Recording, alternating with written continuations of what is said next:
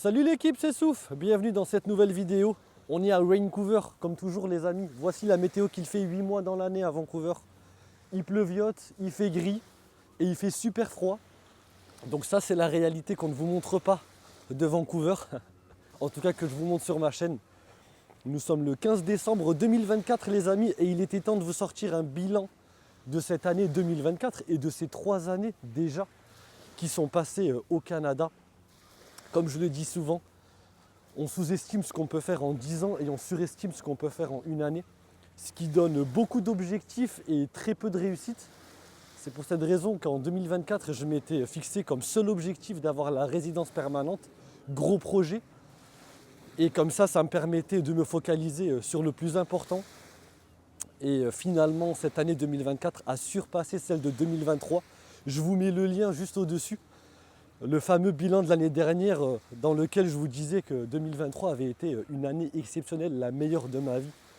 Et bien finalement, l'année 2024 l'a surpassé tout simplement, puisque j'ai eu la résidence permanente les amis, au bout de ma 3e année au Canada, enfin. J'ai déménagé, j'ai tourné avec la légende Bruno Maltor. Quelle fierté les amis d'avoir une vidéo sur sa chaîne YouTube.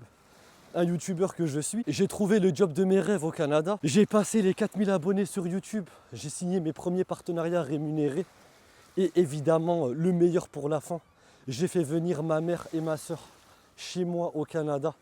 C'était mon plus grand objectif en arrivant ici. Je voulais vraiment m'accomplir et montrer à ma famille que tout est possible.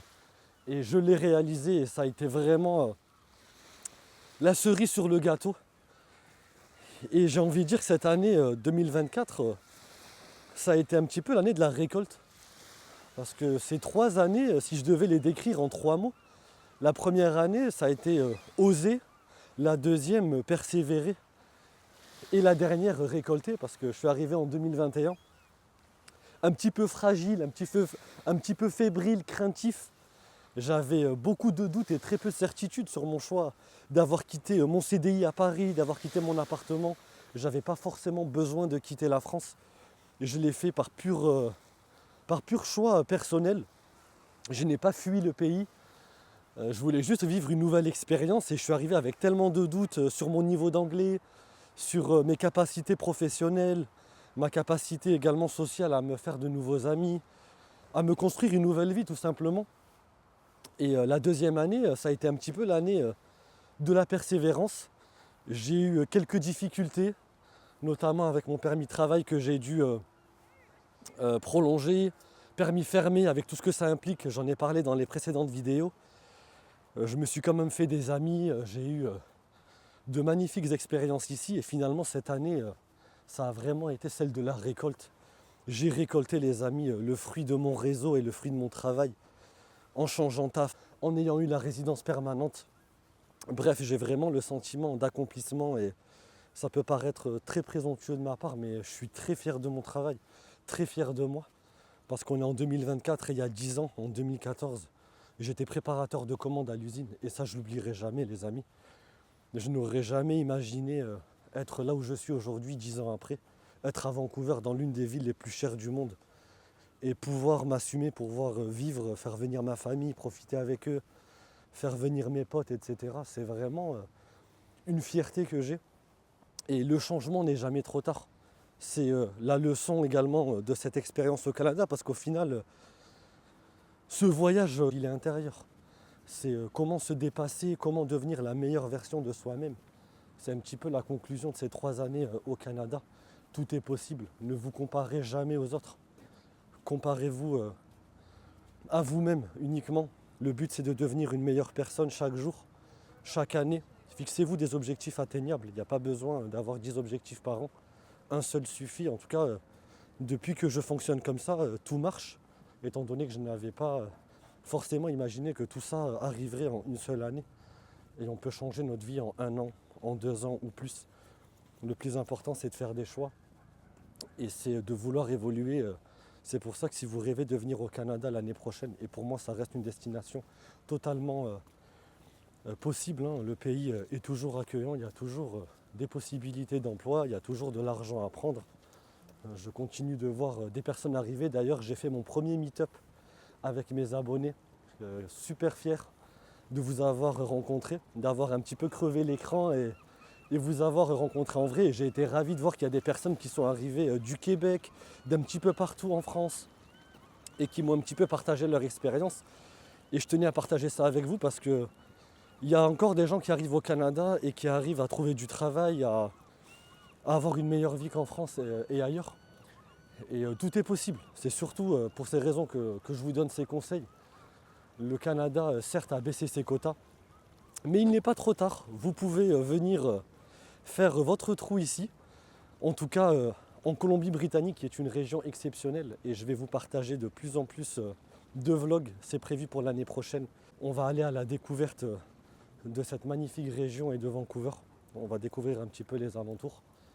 Et on va aussi aller à la rencontre de francophones installés ici, parce qu'il y en a beaucoup qui ont accompli de très belles choses.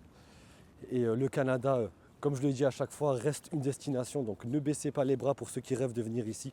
Je trouve simplement que les places sont un petit peu plus chères qu'avant. Ça coûte un petit peu plus cher en termes de loyer. Il y a toujours des opportunités professionnelles, mais les places coûtent juste un petit peu plus cher qu'avant, étant donné qu'il y en a moins. Mais je trouve que c'est aussi pas plus mal pour la ville et pour le pays qui essaie, d'après les informations, de cibler des personnes un petit peu plus qualifiées. Donc c'est terminé le temps où on pouvait venir avec pas grand chose au Canada. Après il faut quand même être honnête, en 3 ans je trouve que l'inflation nous a mis une vraie claque. Le coût de la vie a nettement explosé au Canada. Je dirais que c'est compliqué de vivre tout seul si vous n'avez pas un bon job. Maintenant en couple il n'y a pas de problème. Je trouve que pour en avoir rencontré quand même un paquet, vous vivez plutôt assez bien. Avec 2 salaires à Vancouver, on a vraiment une vie confortable. Vous pouvez partir en voyage, vous pouvez faire des activités, aller au resto, vous prendre un bel appartement au centre-ville ou aux alentours. 3 ans après, je me dis quand même que c'est assez compliqué de joindre les deux bouts pour les personnes qui gagnent le salaire minimum, qui est de 16,75 $. Selon moi, il est impossible d'avoir une vie normale, entre guillemets. Vous gagnez moins de 3 000 $, sachant qu'un loyer déjà c'est 1 100 pour une colocation au centre-ville. Si vous voulez un studio, ça va vous coûter 2600, 2700 $. Un appartement avec une chambre, on est quasiment à plus de 3200. Donc c'est souvent des chiffres qui font peur, à juste titre, hein, je suis d'accord avec vous. Mais globalement, si vous venez en couple, vous n'aurez pas de mal à payer un loyer à deux. Moi, je gagne un petit peu moins d'argent qu'avant, comme je vous l'ai dit dans mon ancienne vidéo, le temps que la nouvelle boutique fonctionne. J'arrive quand même à payer mon loyer de 2100 $ par mois, j'arrive quand même à sortir au resto. Encore une fois, ça dépend de votre niveau de vie. Je ne cesserai de le dire à toutes les personnes qui m'envoient des messages sur mes réseaux sociaux. N'ayez pas peur du coût de la vie, sauf si vous aimez la viande, vous aimez le fromage, vous aimez l'alcool, vous aimez aller au restaurant tous les 2 jours. Évidemment, Vancouver est une ville qui va vous avaler.